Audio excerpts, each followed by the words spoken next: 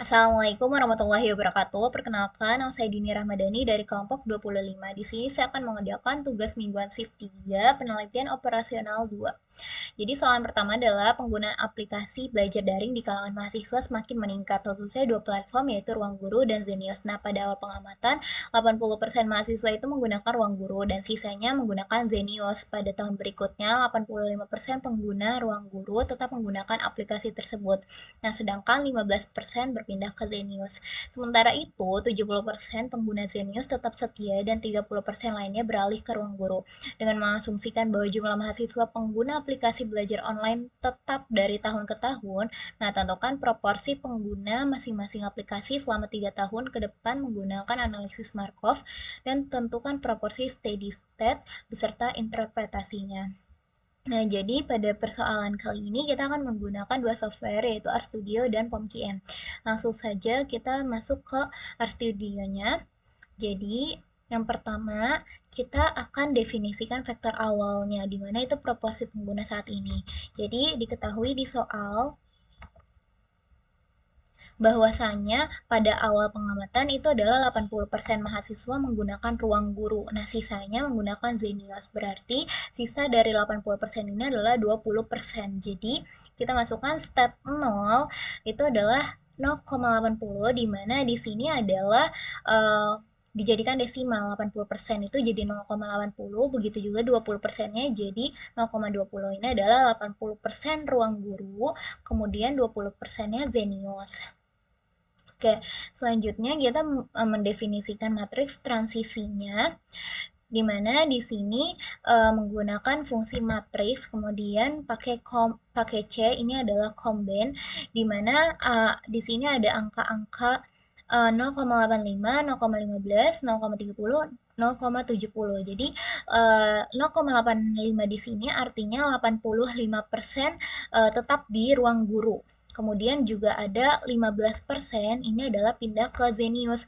Kemudian ada 0,30 itu adalah pindah ke Ruang Guru dan 70%-nya itu adalah Zenius, tetap di Zenius. Jadi seperti itu. Kemudian untuk selanjutnya kita akan menghitung distribusi pengguna selama 3 tahun ke depan. Dimana kan di sini disuruh tentukan ya proporsi pengguna masing-masing aplikasi selama 3 tahun ke depan. Oke, jadi di sini ini adalah stat 1. Kita stat 1 di sini adalah rumusnya stat 0 dikalikan dengan P. P di sini adalah matriks tadi yang hasil ini tadi. Jadi stat 0 itu akan dikalikan dengan hasil matriks transisi tadi. Kemudian juga untuk menghasilkan stat 2, stat 1 dikalikan dengan matriks transisi. Dan juga karena kita ada 3 stat, karena 3 tahun ya, jadi sampai stat 3. Nah, stat 3 di sini adalah stat 2 dikalikan dengan matriks transisinya.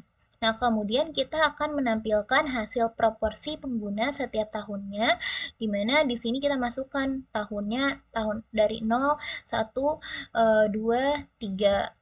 Kemudian selanjutnya di sini stats rbind di sini adalah artinya raw bind digunakan untuk menggabungkan data per barisnya, di mana dimasukkan nanti hasil stat 0, stat 1 sampai dengan stat 3. Jadi nanti hasilnya itu bakal baris 1 sama dengan tahun 0 gitu. Terus juga baris 2 itu sama dengan tahun 1 dan seterusnya.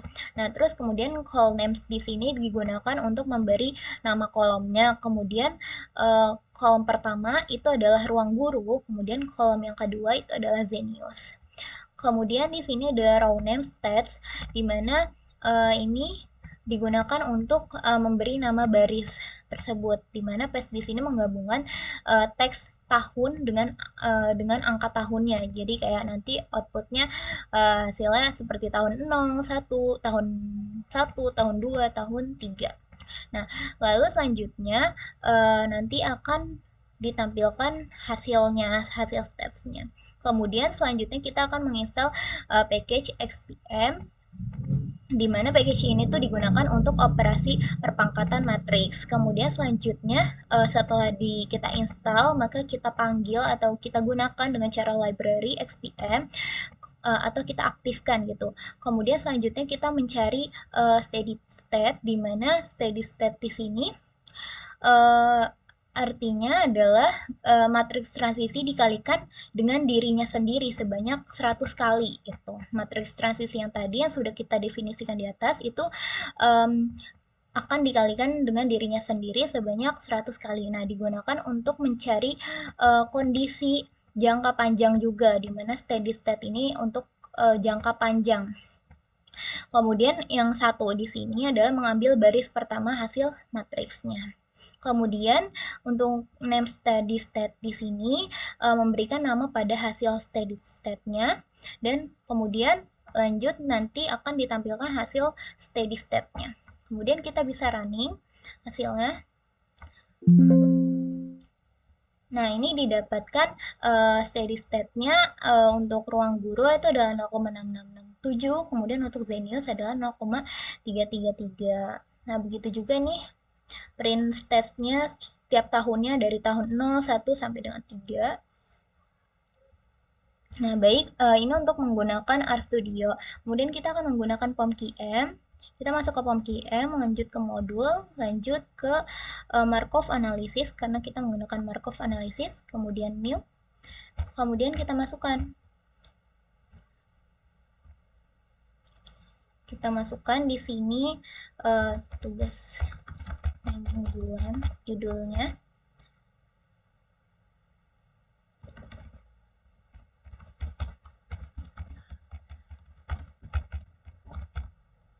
Langsung kita oke. Nah, baik, jadi di sini kan kita ada dua ya, yaitu ruang guru dan juga Zenius. Kita masukkan inisial di sini itu adalah tadi yang awal itu adalah vektor awalnya itu adalah 0,80 sama 0,20. Di sini untuk ruang guru itu adalah 0,80, untuk Zenius adalah 0,20. Kemudian yang selanjutnya kita lihat yang di RStudio tadi aja. Kita masukkan angka ini. Ini kan yang bagian ruang guru 85% apa tadi? Jadi sorry.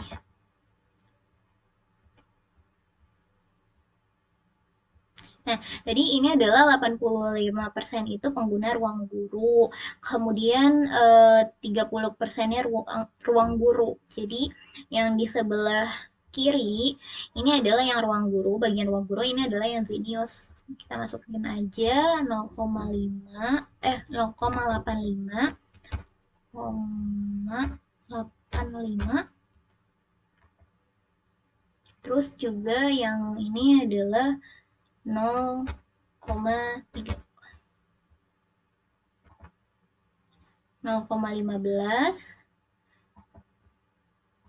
0,15 dan juga 0,70.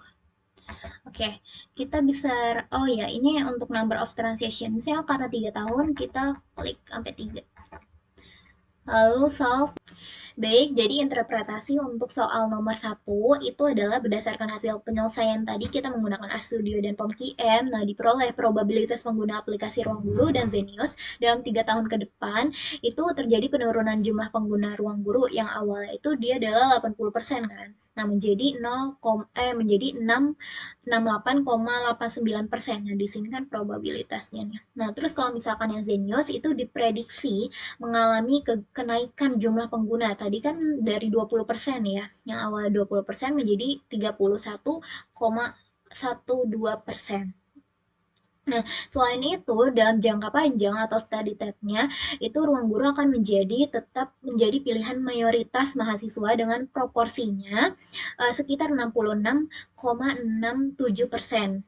Nah, sedangkan Zenius menjadi pilihan minoritas di mana proporsinya itu adalah sebesar 33,34%. Seperti itu. Oke, baik. Kita bisa lanjutkan ke soal nomor 2. Dalam industri logistik dan rantai pasok yang semakin terdigitalisasi, Fast Track Logistik dan Cargo Flow Indonesia merupakan dua perusahaan yang sedang menentukan strategi investasi teknologi untuk meningkatkan efisiensi distribusi dan keuntungan operasional. Nah, kedua perusahaan ini memiliki tiga alternatif, yaitu warehouse automation untuk mempercepat proses penyimpanan dan pengambilan barang, smart tracking IoT untuk memantau pergerakan barang secara real time, kemudian serta integer logistik system yang mengombinasikan otomatisasi gudang dan sistem pelacakan untuk kinerja maksimal. Nah, setiap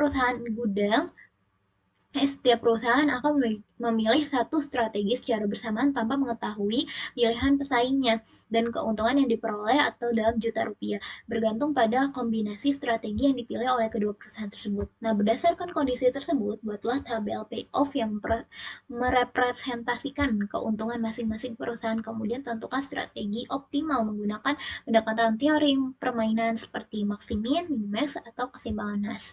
Nah, ini ada tabelnya. Di sini ada Fast Track Logistik, kemudian juga Cargo Flow. Oke, kita bisa menggunakan dua software sama seperti tadi, itu RStudio dan juga POM-QM.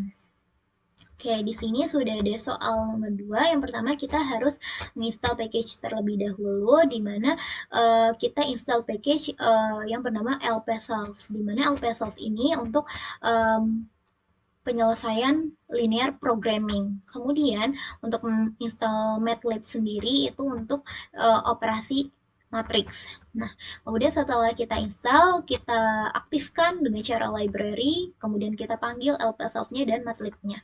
Kemudian selanjutnya kita membuat matrix payoff-nya, di mana di sini payoff matrix menggunakan fungsi matrix pakai C, kemudian kita masukkan karena di sini matriksnya 3 kali 3 ya. Jadi kita masukkan yang di dalam tabel tadi. Di sini ada 76, 60. Intinya semuanya di copy paste. Tinggal di copy paste aja ke RStudio-nya, dimasukin angka-angkanya. Nah, seperti ini. Kemudian ini kita selanjutnya kita selanjutnya strategi Fast Track Logistik Maximin, di mana kita mencari nilai minimum setiap barisnya. Di sini raw min artinya raw min di sini kita jalankan fungsi pada matriks, kemudian angka 1 di sini berarti operasi dilakukan per baris. Nah, min ini di sini mencari nilai minimumnya. Kemudian untuk menentukan nilai maksimal di setiap barisnya, kita menggunakan maximin, kemudian max, raw min, di mana max di sini pastinya untuk mencari nilai yang terbesar, kemudian nanti dari hasil minimum tiap baris dipilih yang paling besar gitu, raw min di sini. Kemudian selanjutnya nanti akan menampilkan hasil maksiminnya. Kemudian strategi cargo flow minimax-nya di sini kita cari nilai maksimum di setiap kolomnya dengan cara apply, sama seperti tadi apply di sini. Kemudian angka 2 di sini berarti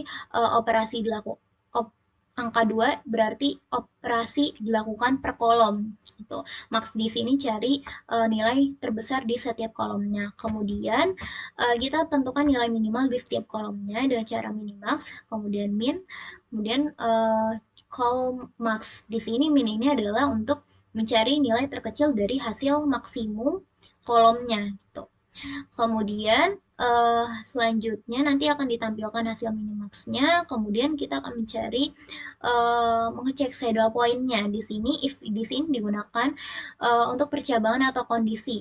Program ini nanti akan mengecek maksimum itu akan sama dengan minimax atau bukan gitu. Nah, kalau misalkan sama, artinya dia ada saddle point-nya. Nah, tapi kalau misalkan nggak ada, tidak sama antara maksimin sama minimaxnya itu tidak sama, maka tidak ada saddle point-nya. Oke, kita bisa running aja soal nomor 2.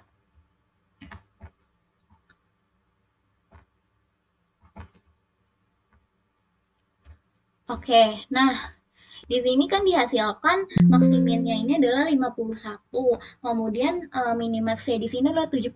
Artinya dia kan kalau misalkan tadi kalau maksiminnya sama dengan minimax, maka dia ada saddle pointnya. Tapi kalau misalkan tidak sama, berarti artinya tidak ada saddle point. Di sini terbukti ya, kalau misalkan 51 itu tidak sama dengan 76. Jadi tidak ada saddle pointnya. Oke, lanjut kita akan menggunakan software POMQM. Kita ke modul, lalu kita ke game teori.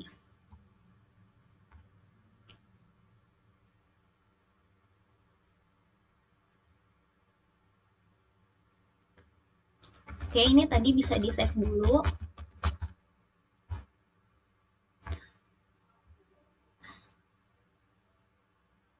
Oke, nah ini kita klik modul, kita klik game teori, lalu kita klik new.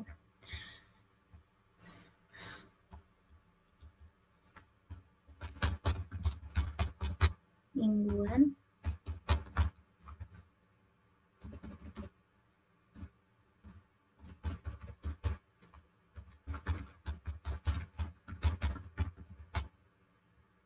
Oke, di sini kan kita tahu kalau misalkan kolom sama barisnya itu ada 3 ya. Tadi yang di tabel, kolomnya ada 3 dan barisnya juga ada 3. Berarti kita klik yang kita klik 3.